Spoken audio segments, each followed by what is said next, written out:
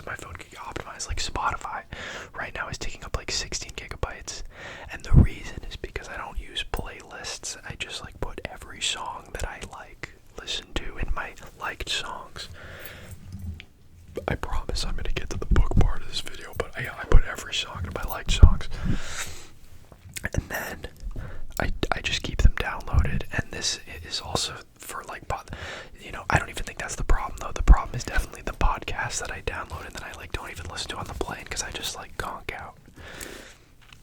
We're gonna talk about books though. So I started reading John Steinbeck. He's a guy who grew up in this is all off of memory. I should keep notes of like what I'm gonna talk about before I make these videos, so I look like somebody who's competent. But alas, that's not gonna be me today. Today we're gonna be recalling things from memory. John Steinbeck grew up around like Monterey.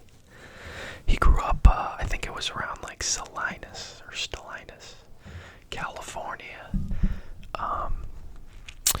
And he wrote books and became famous later in life, like midway through life. He had kind of a controversial at-home persona, but in the public view was a very accredited author and won like a Nobel Prize and stuff. And he wrote a bunch of books, including most notably Of Mice and Men, which I read for school a while ago, and I reread it, which is why I started reading his other stuff. But I'm not going to talk about Of Mice and Men because I'm going to assume that a lot of people have read it. So I'm going to talk about some of his other stuff. But yeah, not going to dive too much into the author himself. Again, I don't think he was a great husband from what I have read online. And other things, but we're just going to focus on his literature. So I have a couple of books. I read Cannery Row. This is also I got like this set. This wasn't a set, like a pre-made set, but these Penguin classics are like so like they fit together really nice and they sound good. I mean, all books kind of sound like this, but like the Penguin classics, it's nice. Like I could imagine if I had like OCD like slightly more, I would only buy Penguin classics so my bookshelf could have this nice white line stretching across from end to end. But alas, I totally would do that if Penguin classics like had consistent font sizes, but they don't. They don't have a consistent font size. Luckily for these editions of John Steinbeck's works, the font sizes and the page coloring is just like phenomenal. They're like a nice warm color. The pages, I love warm pages, and there's only one thing I love more than warm colored pages. I love big font. I really like that font that is just like, if you put glasses on that are like magnified at all, it looks like a children's book. That's the kind of font that I want to be reading because I'm trying to like preserve my vision. So this is Cannery Row. Cannery Row's got this nice illustration on the front of this Penguin classic.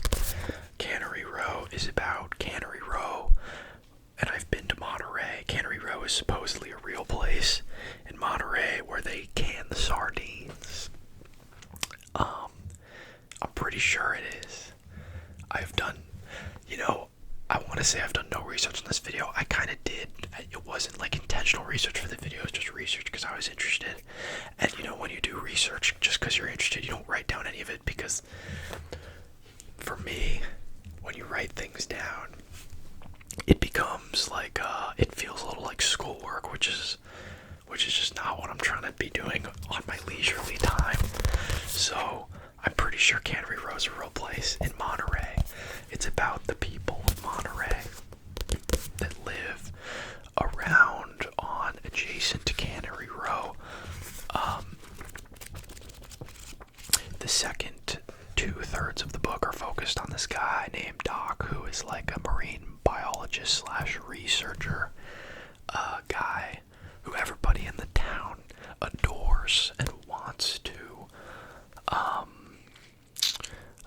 be a good neighbor to Doc, basically. And then there's some other people in the book, like Mac and the boys, who live in this like kind of like rundown house that's very homey supposedly, and he's described very thoroughly within the 180 something pages of Cannery Row. As well, there's like there's a Lee Chung is like a grocery clerk, and he's basically what I'm getting at is like, I don't, without like spoiling the book too much, because it's very spoilable because it's short. These are, I don't know if this would be considered a novella, which is like a short novel. Mice and Men would definitely be a novella. This is kind of teetering, but probably more a novella than a novel, at under 200 pages. Cannery Row. I'm trying to give this review without just regurgitating stuff that I heard online about it, because I'm trying to be authentic, which is difficult when you've already watched reviews on stuff. For the future, I'm going to try not to do that, but okay. Cannery Row, published in 1945, focuses on the acceptance of life as it is, both community loneliness of the individual, drawing on his memories of the real inhabitants of Monterey, California. Steinbeck interweaves the stories of Doc, Henry, Mac and his boys, and other characters in a world where only the fittest survive to create a novel. This is kind of a misleading description. It frankly makes the book sound more exciting than it actually is, because, okay, I read it like last week, and I don't know if there was a lot about, I mean, I guess when you want to define survival, I think of survival as like the Hunger Games, like somebody's not going to survive, but this is more of a book, of maybe you gathered from my previous, it's kind of just like day-to-day life in, I think it's like post-Great Depression Monterey, so a little bit, maybe, when is it set? Yeah, it was published in 45, so it's probably set maybe 10 years prior, something like that. You know, don't quote me on any of this. Go and read it for yourself. It takes like a couple days if you're a slow reader, like myself. It was quite enjoyable. It wasn't as enjoyable as Mice and Men. Maybe my taste in books is vanilla. Mice and Men, it's just like short and it's really condensed.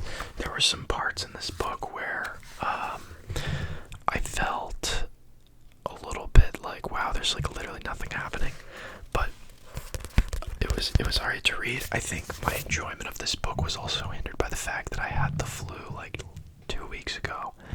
So I started reading it before I had the flu, and then I got the flu, and I kind of like forced myself to read it while I was ill, which probably made me dislike it a little bit more because of that. I was also on a trip, which made it kind of, but whatever. I give this book, I'm not even going to rate it out of 10. I don't know. I would recommend it if you want something, maybe,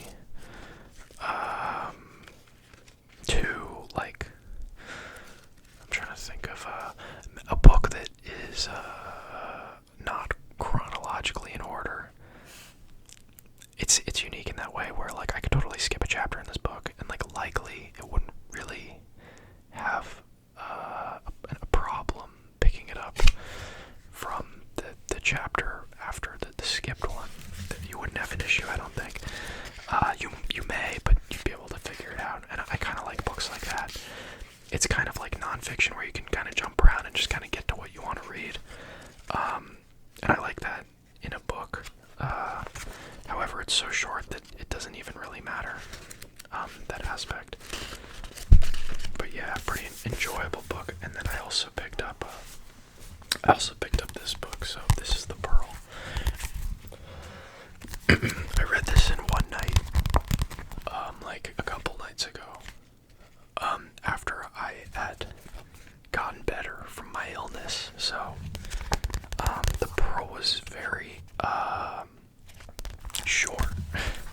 Another short book by Steinbeck. I've yet to get to his longer books like East of Eden and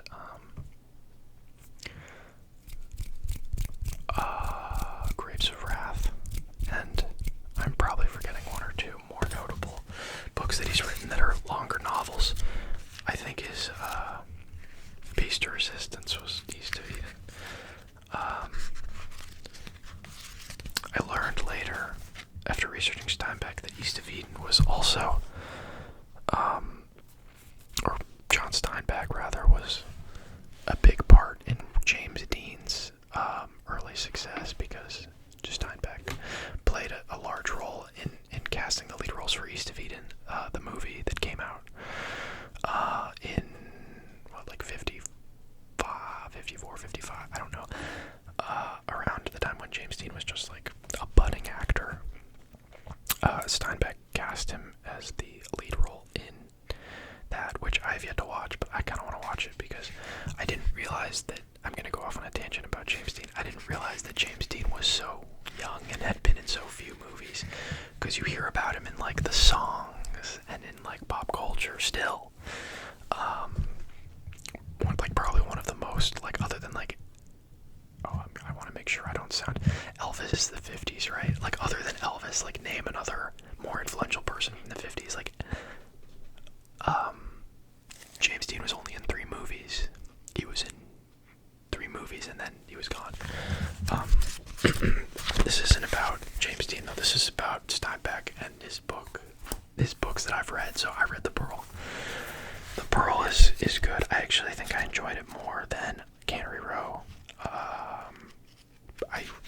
I thought that it was easy to follow, and it was hard to put down. Cannery Row was not hard to put down, frankly. It was a book that you could put down because of the not being in chronological order. I think in part The Pearl was difficult to put down. There was a nice, clear build-up for context. I'm not going to read the back. I actually will read the back.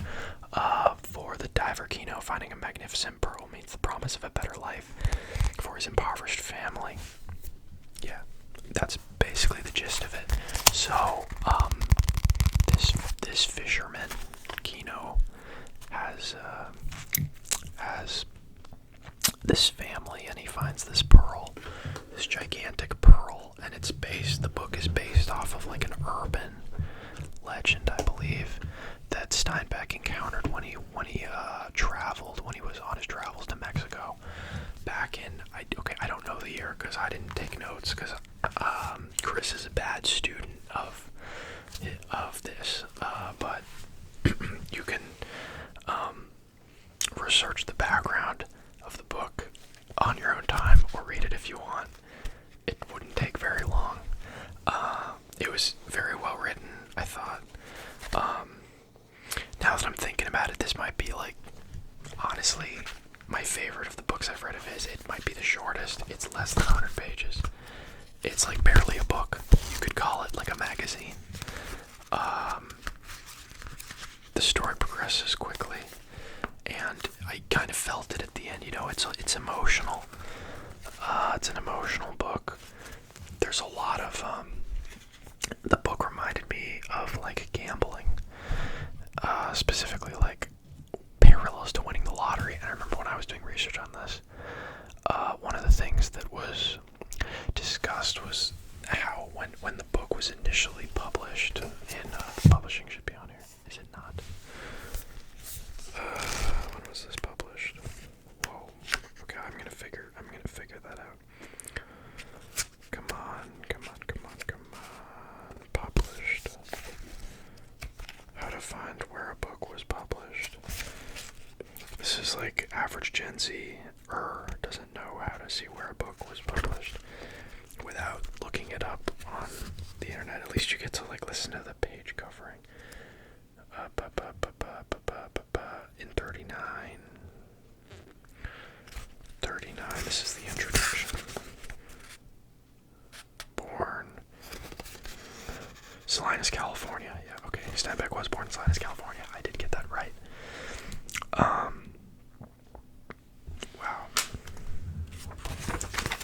The Pearl.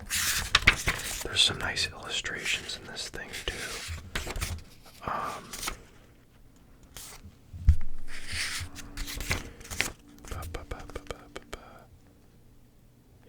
You wrote it in 44 through 45. It was written. Boom, in the introduction. That's all I'm gonna get for y'all. I totally just lost my train of thought. It's like, basically, I'd recommend this one. It's like max 2 hours of your life, and it's a nice little lesson, and it's better than doom scrolling. So go check it out. With the time that I have left, I wanted to preview. This is Tortilla Flat. This is an earlier book of Steinbeck's written. This was one of his like first like successes, from what I understand. The plot, from what I have heard, is just like a bunch of kind of lower class dudes hanging out in this place called Tortilla Flat. One of them inherits a house. The others like live there and stuff happens. I don't know, I haven't read it. It's less than 200 pages, about the same length as Cannery Row. And I'm going to read this in the next month. Hopefully I can read it before I have to go back to school. I've been trying to kind of time books as I go back to school, so I don't have to like take the really heavy ones in my bag. Which doesn't make any sense because I've been reading like short books. Regarding uploading, I have been lackluster with the uploading, in part because a large part of this channel focuses around books, and I just didn't really read over the summer. And for the first half of the last fall, I really got back into reading through, I read Orwell, I read 1984, I don't think I made a video on it, but you can kind of look through like my live streams and kind of see. But yeah, that's like my book update for y'all. On another note, I've been getting into like medieval history, so maybe we'll do a video on that kind of stuff, and I can ramble and showcase just how little I know about that genre of literature too. But hopefully it's relaxing for y'all. This video is going to be about 20 minutes, which is sufficient. If you enjoyed, don't forget to like and subscribe and share and comment. I appreciate the comments the most.